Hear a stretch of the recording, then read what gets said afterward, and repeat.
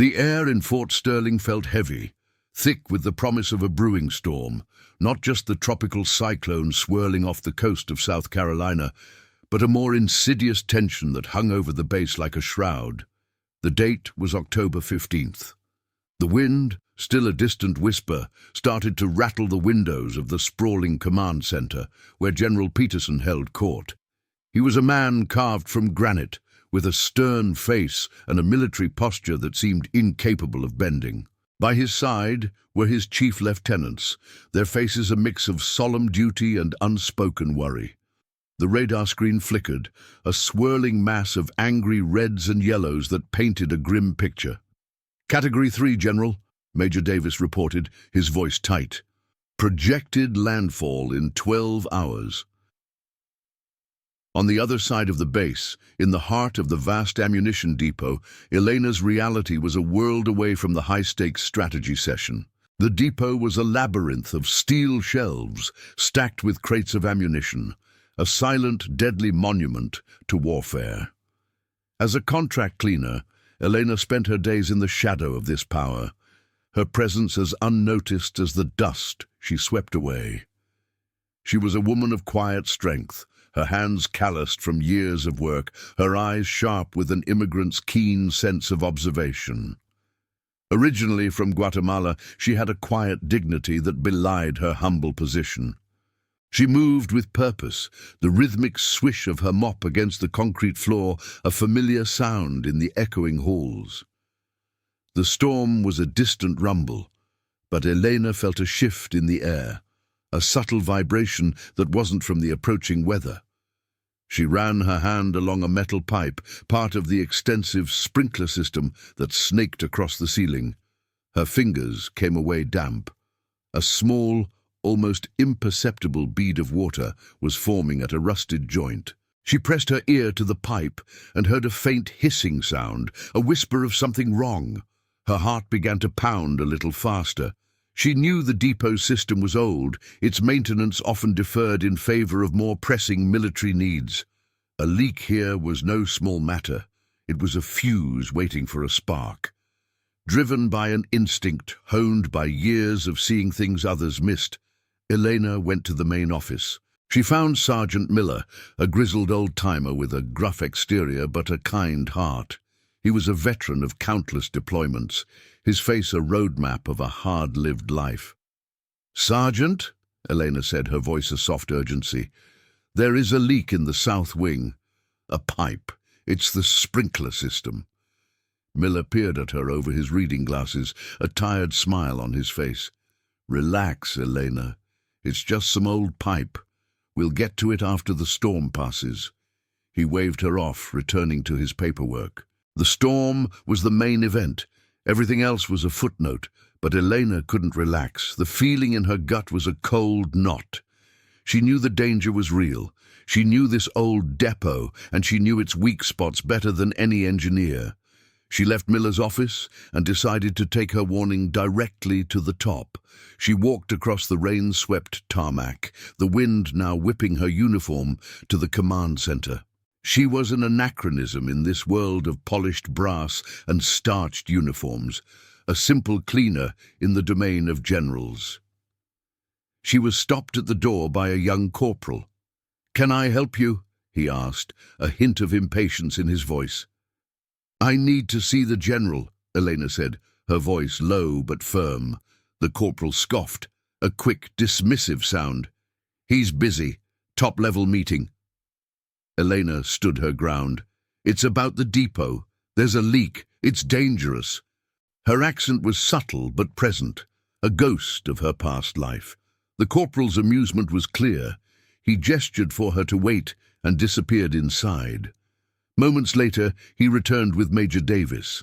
The major, a sleek, ambitious man, looked at Elena with a patronizing smirk. "I hear you have a concern, ma'am," he said, the word ma'am tasting like an insult.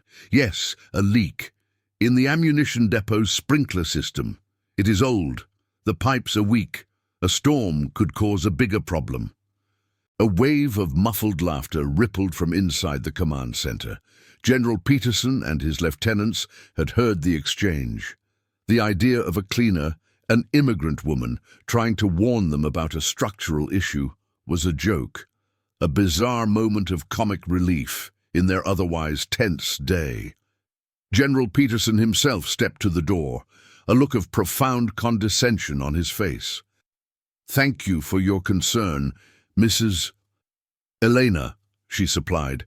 Her pride stung. "Thank you, Elena. We have engineers for these things. A little leak won't hurt anything. We'll get to it after the hurricane passes." The dismissal was absolute. The message was clear. Her warning, her instincts, her very presence were irrelevant. Tears of frustration welled in her eyes, but she held them back. She was not a crier, she was a survivor.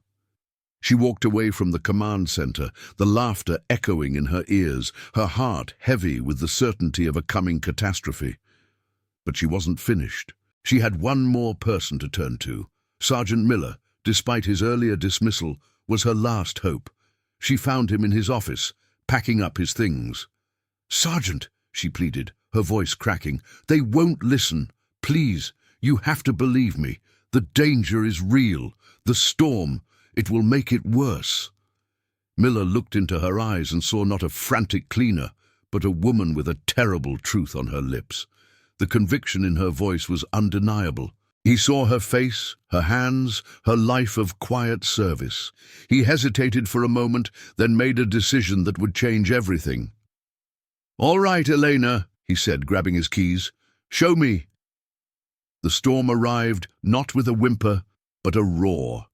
The wind howled like 1,000 wolves, tearing at the rooftops and bending trees to their will. Rain fell in sheets, blurring the world into a chaotic mosaic of grey and white. Inside the ammunition depot, the atmosphere was suffocating. Elena and Sergeant Miller had managed to convince a few of Miller's most trusted junior officers of the imminent danger.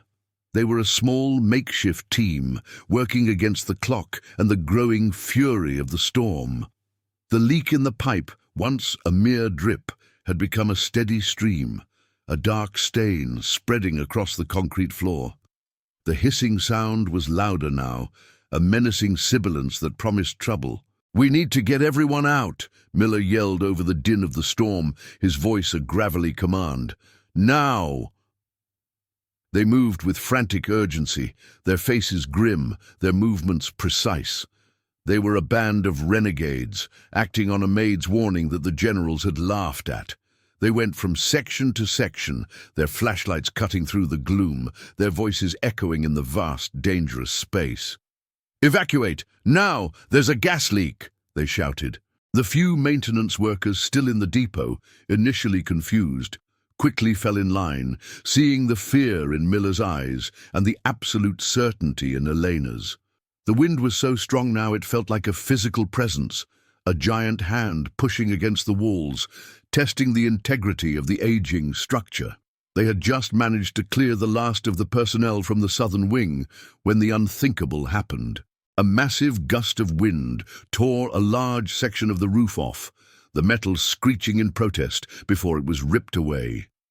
The downpour intensified, and with it a torrent of water poured directly onto the compromised sprinkler pipe.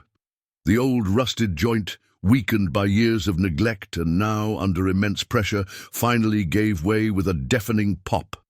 A geyser of water erupted, dousing an exposed electrical junction box. The air was filled with a terrible instantaneous flash of light, followed by a shower of sparks. The smell of ozone was thick in the air, a precursor to the true disaster. For a moment, there was a terrible, beautiful silence. Then, a small, controlled fire erupted. Within seconds, it was out of control, feeding on the flammable materials and the very air itself. The first explosion was not a bang, but a deep, rolling thunder that shook the very foundations of the earth. The floor beneath them buckled, and the walls groaned as the force of the blast tore through the building. The sound was so immense it seemed to swallow all other noise, a single, all-encompassing roar of destruction. Debris rained down on them, chunks of concrete, twisted metal shattered glass. Elena was thrown to the ground, her head hitting the hard floor with a sickening thud. The world tilted, a whirlwind of chaos and pain. When the dust began to settle, the scene was one of unimaginable devastation. The once imposing depot was now a smoking ruin, a gaping wound in the heart of the base. The second, larger explosion, minutes after the first, had reduced the southern wing to rubble. The air was acrid, thick with the smell of cordite and burning materials. The screams of the injured, mixed with the wail of sirens from a distance, cut through the silence that followed the blast. Elena, groggily, pushed herself up. Her head throbbed, and a deep cut bled freely down her cheek. But she was alive, and so was Sergeant Miller, who was frantically pulling a maintenance worker from a pile of debris. This was not a time for shock. This was a time for action. With a clarity born of adrenaline and survival instinct, Elena went to work. She saw a group of dazed soldiers staggering from the wreckage. She ignored the pain and the blood. She took control. "We need to help the injured," she yelled, her voice raw but strong. "Over here! Start with the ones who aren't moving." Her command was not from a position of authority, but from a place of pure, unadulterated need. And the soldiers, seeing the truth of her actions, listened. They formed an impromptu team, working together in the smoke-filled gloom. Elena used her flashlight to navigate the ruins, her sharp eyes spotting a soldier trapped under a fallen girder. With Miller and 2 other men, they used their combined strength to lift the beam, their muscles straining, their faces caked with soot and sweat. The soldier was pulled free, his leg broken, but his spirit intact. As they worked, the rescue teams finally arrived. The sound of their sirens had been swallowed by the explosion, but now the floodlights cut through the darkness, and the world was filled with the frantic energy of emergency services. But it was Elena and her small team who were the true heroes of those first chaotic minutes. She was no longer a maid, she was a leader, she was a rescuer, and the chaos, born of a lie, had revealed her true strength. The days and weeks after the Fort Sterling disaster were a period of intense recovery and investigation.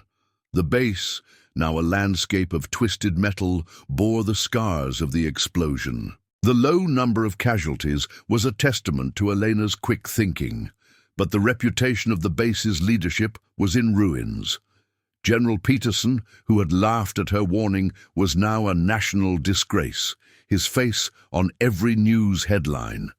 The story of the Maid who saw what the generals couldn't had captivated the nation. Elena, though still recovering from her injuries, was hailed as a national hero. She was praised for her resilience and the wisdom of ordinary people. But she found no comfort in the spotlight. Her focus remained on the survivors, especially her friend Sergeant Miller and the others she had rescued. She visited them in the hospital, offering comfort and support. She saw herself not as a hero for the accolades, but as a person who had simply done the right thing. A high-level congressional committee was formed to investigate the incident, and Eleanor was called to testify. She entered a room of powerful officials, the same kind of people who had once dismissed her, but this time their expressions were serious and respectful. She spoke with a quiet, steady voice, sharing the unvarnished truth about the rusty pipe, her ignored warnings, and the arrogance of the generals. Her words were a powerful indictment of a system that had failed to listen. "He saw a cleaner, not a person," she stated, her voice trembling slightly, "and because of that, people were hurt." Her testimony was the key to holding the leadership accountable. As a direct result of Elena's testimony, General Peterson and Major Davis were relieved of their commands and faced court-martial for gross negligence. The military launched a comprehensive review of safety protocols across all bases, a legacy born from the tragedy. Despite being offered scholarships and high-paying jobs, Elena chose a different path. She started a foundation with Sergeant Miller to support military families, especially the overlooked contract workers. She became an advocate, using her voice to help others and build a better world from the ashes of the disaster. The story concludes at a memorial service at Fort Sterling. A monument stands in honor of the injured, a symbol of the tragedy and the courage that emerged from it. Elena stands beside Sergeant Miller, both a testament to their friendship and the triumph of truth. As she looks at the monument, she sees not only the names of the injured, but the legacy of her own bravery. She sees a world that is a little safer because a simple maid dared to speak up and a few good people dared to listen.